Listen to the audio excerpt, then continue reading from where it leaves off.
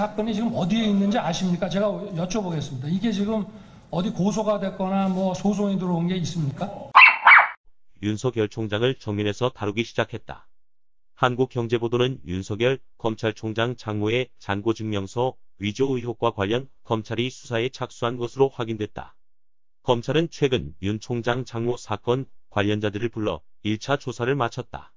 사업가 노모 씨는 앞선 2019년 9월 27일 윤석열 검찰총장 및 가족부터 개혁합시다란 제목의 진정서를 법무부 산하 법무검찰개혁위원회에 접수했다. 노 씨는 진정서를 통해 윤 총장 장모 잔고증명서 위조 사건 등을 수사해 줄 것을 촉구했다. 검찰은 지난해 10월 22일 접수된 진정서가 의정부지검 김모 검사실에 배당됐음을 노 씨에게 알렸다. 사건 배당 이후에도 5개월 가까이 움직임이 없던 검찰은 11일부터 윤 총장 장모 사건 피해자 및 관련자들을 소환해 조사한 것으로 확인됐다. 윤석열 검찰총장 장모의 잔고증명서 위조 의혹과 관련 검찰이 수사에 착수한 것으로 확인됐다. 검찰은 최근 윤 총장 장모 사건 관련자들을 불러 1차 조사를 마쳤다. 사업가 노모 씨는 앞선 2019년 9월 27일 윤석열 검찰총장 및 가족부터 개혁합시다란 제목의 진정서를 법무부 산하 법무검찰개혁위원회에 접수했다. 노 씨는 진정서를 통해 윤 총장 장모 잔고증명서 위조 사건 등을 수사해 줄 것을 촉구했다. 검찰은 지난해 10월 22일 접수된 진정서가 의정부지검 김모 검사실에 배당됐음을 노 씨에게 알렸다. 사건 배당 이후에도 5개월 가까이 움직임이 없던 검찰은 11일부터 윤 총장 장모 사건 피해자 및 관련자들을 소환해 조사한 것으로 확인됐다. 검찰이 조직수장인 윤 총장 장모 사건을 제대로 수사할 수 있을지 귀추가 주목된다. 윤 총장 장모 최모 씨는 2013년께 300억 원대 통장 잔고증명서를 위조해 대리인 안모 씨에게 전달했다. 안 씨는 위조된 잔고증명서를 이용해 피해자 3명에게 수십억 원을 빌린 후 갚지 않았다. 안 씨는 자신은 대리인일 뿐이라며 빌린 돈은 최 씨에게 모두 전달했다 고 주장했다. 최 씨는 2016년 안 씨 재판에 증인으로 출석해 잔고증명서 위조 사실을 모두 인정했다. 다만 최 씨는 피고인이 저에게 가짜라도 좋으니까 해달라고 부탁을 했다 며 책임을 안 씨에게 돌렸다.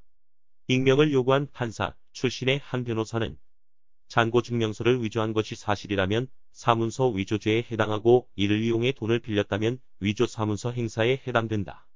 또 피해액이 5억 원이 넘으면 특가법 특정범죄가 중처벌법에도 해당된다.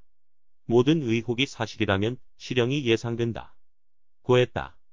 또 설사 최 씨 말대로 안 씨 부탁에 따라 잔고증명서를 위조했다고 해도 처벌을 피할 수 없다 면서 법정에서 최 씨가 잔고증명서 위조 사실을 인정했음에도 아무런 처벌을 받지 않는 건 납득하기 어려운 일이라고 했다.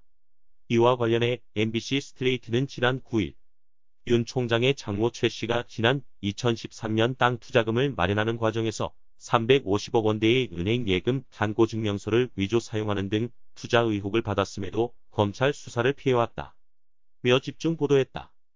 MBC 스트레이트는 어제 3월 16일자 제2탄 보도로 이어졌다.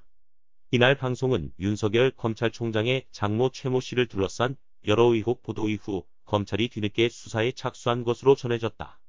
그러나 최 씨의 가짜 은행 잔고증명서 작성과 관련된 혐의의 공소시효가 이달 말이면 끝나 시간이 촉박한 상황이다. MBC 스트레이트는 16일 검찰이 윤 총장의 장모 최 씨를 이번 주 중으로 소환 조사하는 일정을 조율하고 있다고 보도했다. MBC 스트레이트에 따르면 앞서 지난해 9월 법무부 검찰개혁위원회에 한 통의 진정서가 접수됐는데 진정서에는 윤석열 검찰총장의 장모 최모 씨 명의의 가짜 은행 잔고증명서에 대한 의혹을 수사해달라는 내용이 담겼다. 가짜 은행 잔고증명서 4장은 모두 350억 원 규모로 경기도 성남시 도촌동 땅 구입에 필요한 자금을 모으는 데 사용됐다는 내용이었다. 이후 진정서는 대검찰청을 거쳐 지난해 10월 의정부지검으로 보내졌지만 검찰은 그간 별다른 수사를 하지 않은 채 5달을 흘려보냈다. 그러다 지난주 MBC의 스트레이트 방송 직후 검찰이 뒤늦게 소환 조사에 착수한 것으로 알려졌다. 의정부지검은 우선 최 씨의 가짜 잔고증명서에 속아 돈을 투자했다는 피해자들을 불러 조사했다. 또한 검찰은 최 씨의 동업자로 도촌동 땅을 함께 구입했던 또 다른 투자자에게도 소환을 통보했으며 장모 최 씨가 이번 주 중으로 검찰에 나와 조사를 받도록 일정을 조율 중인 것으로 전해졌다. 그러나 문제는 사건의 진실을 파악하기에는 시간이 너무 촉박하다는 것이다. 최 씨 명의의 가짜 잔고증명서에 적용되는 혐의인 사문서 위조의 공소시효는 7년인데 가짜 잔고증명서가 발행된 시기가 2013년 4월 1일인 만큼 보름 뒤면 공소시효가 지나 더 이상 처벌할 수 없게 된다. 여기에 최 씨의 둘째 딸이자 윤석열 총장의 부인인 김건희 씨에 대한 조사가 필요하다는 지적도 나온다. 최 씨에게 부탁을 받고 문제의 가짜 예금 잔고증명서를 만든 사람은 당시 김 씨가 운영하는 회사의 감사였다. 더욱이 김 씨가 최 씨의 도촌동 땅 매입 사업 동업자와 돈을 주고받은 사실까지 포착됐다. 이 밖에 윤석열 총장이 장모의 여러 의혹들에 대해 알고 있었는지, 알았으면 어떤 역할을 했는지도 여전히 의문이 남는다. 최 씨는 MBC 취재진에게 도촌동 땅을 둘러싼 소송에 대해 사위에게 얘기를 했지만 도움을 주지 않아 섭섭했다는 취지로 말하기도 했다. 한편 대검은 스트레이트에 보낸 답변서에서 윤 총장은 장모 관련 사건에 일체 관여한 바 없으며 의정부지검 관련 사건에 대해서도 대검에 보고하지 말도록 지시했다. 고 밝혔다. 16일 법조계에 따르면 지난해 9월 법무부 검찰개혁위원회에 접수된 윤 총장의 장모 최모 씨 관련 진정서를 넘겨받은 의정부지검이 최근 수사에 착수했다. 진정서는 최 씨가 350억 원 규모의 가짜 은행 잔고증명서를 이용해 경기도 성남시 도촌동 땅 구입에 필요한 자금을 모으는 데 사용했다는 내용이 담긴 것으로 전해졌다. 최 씨가 도촌동 땅을 매입할 때 자금 조달 능력을 인정받기 위해 2013년 발행된 자신명의 예금 잔고 증명서들을 동원했다는 것이다. 의정부지검은 최 씨의 가짜 잔고 증명서에 속아 돈을 투자했다고 주장하는 피해자들을 불러 조사하고 최 씨의 동업자로 도촌동 땅을 함께 구입했던 또 다른 투자자에게도 소환을 통보했다.